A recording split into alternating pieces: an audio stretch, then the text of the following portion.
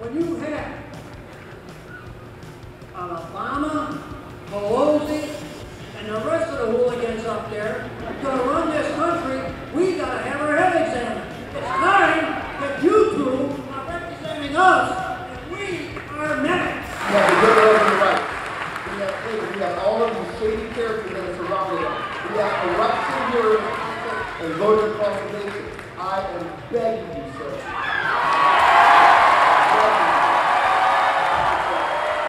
A lot of passion and some anger. John McCain events. Let's talk about what's happening on the trail out there. CNN senior political analyst and former presidential advisor David Gergen joins me, as well as CNN senior contributor and GOP strategist Ed Rollins, and Paul Begala, CNN political contributor and Democratic campaign guru. Ed, let me start off with you. Do you believe this race is over for John McCain?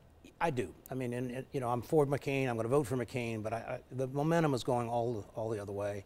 And equally as important, you can't break through with the economy being so overwhelming. So all this Bill Ayers stuff, even if they bring up Reverend Wright. No one cares about it anymore. I mean, if it was a month ago or 2 months ago, people might have cared. Today, they don't care.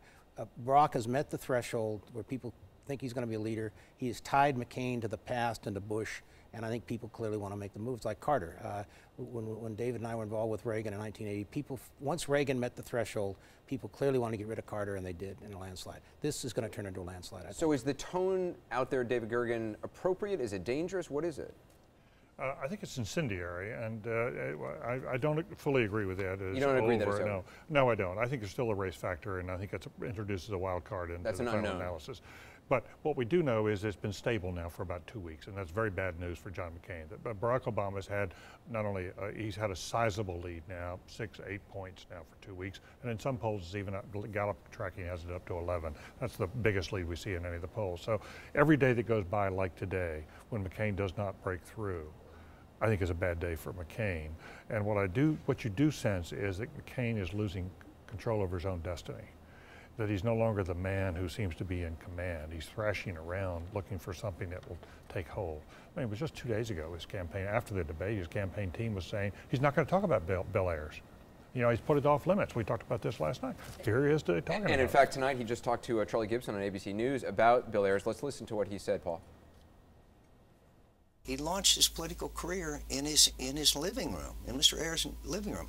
And I don't care about two washed-up old terrorists that are unrepentant about trying to destroy America. But I do care, and Americans should care, about his relationship with him and whether he's being truthful and candid about it. Well, do you believe, Paul Begala, that John McCain really believes that? And do you think there's a value in him bringing this up?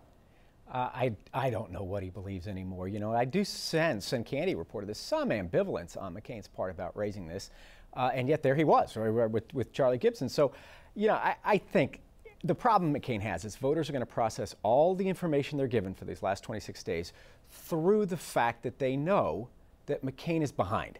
And so it all looks political. And you know, campaigns that are the most adaptive are the ones that win. And I think McCain is adapting the wrong way. He's adapting to his base, to the most extreme, angriest elements of his party.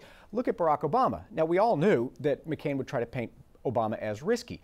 I could have never predicted that 26 days before the election, Obama could make the argument that it is McCain who is erratic and unsteady. And yet I think this back and forth that David mentioned about Ayers helps. You know, the other day, McCain looked out at his crowd and addressed them as my fellow prisoners. That's odd. That's really odd. He's a tired guy. It's a long campaign. He is 72. I cut him a break on that. But he does look erratic, I think, in the eyes of a lot of voters. Ed, I mean, they're both throwing hand grenades, as you said earlier. They both are. I mean, I've never seen a campaign. They've done it in commercials before. I've never seen two candidates basically be as insulting to each other.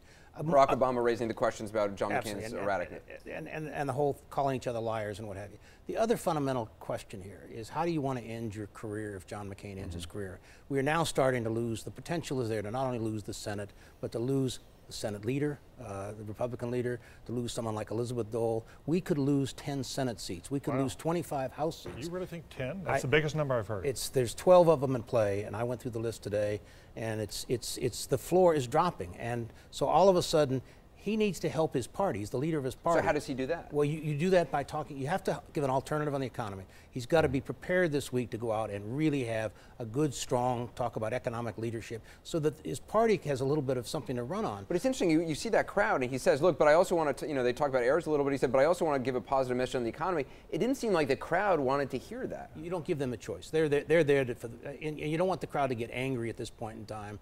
And the truth of the matter is, if he brings this party down, I mean, forever his legacy will be that they lost 10 or 12 seats, 25 seats in the House, and they'll give Brock everything he needs to basically move an agenda. There's also the question of ruling after this and bringing the country together. It's going to be all the more harder to do that, whoever wins, with all this anger out there. Yeah, there's this.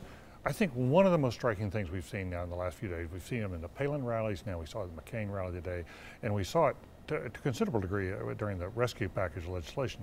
There is this free-floating sort of whipping around anger that could really lead to some violence. And I think we're not far from that. And that's why I think it's so, well, I really worry when we get people, when you get the kind of rhetoric that you're getting at these rallies now, I think it's really imperative that the candidates try to calm people down. And that's why I've argued, not only because of the question of the ugliness of it, but I think McCain ought to get his campaign off the road and look at and get the best economic minds in the country together and come back Monday, Tuesday with a really serious speech. He's the one who ought to be buying TV time talking to the country. We got to pull it ended there. But very briefly, Paul Gala, do you believe it's over for John McCain at this point? No, it's not over, but I do want to be fair here. Both candidates are not being equally angry or equally negative or equally dirty. Obama has been a model of cool, calm. Sure, he's launched his attacks, but nothing like the kind of really angry and hateful things that McCain is saying. Nobody at Obama's rally is shouting, kill him, as the Washington Post reported, or hurling racial epithets at an African-American cameraman, as has been reported, or saying off with his head, as has been reported. So let's not pretend that this is equal amounts of rage and anger here. We're going to have to leave there. Paul Begala, Ed Rollins, David Gergen, thank you. All good perspective.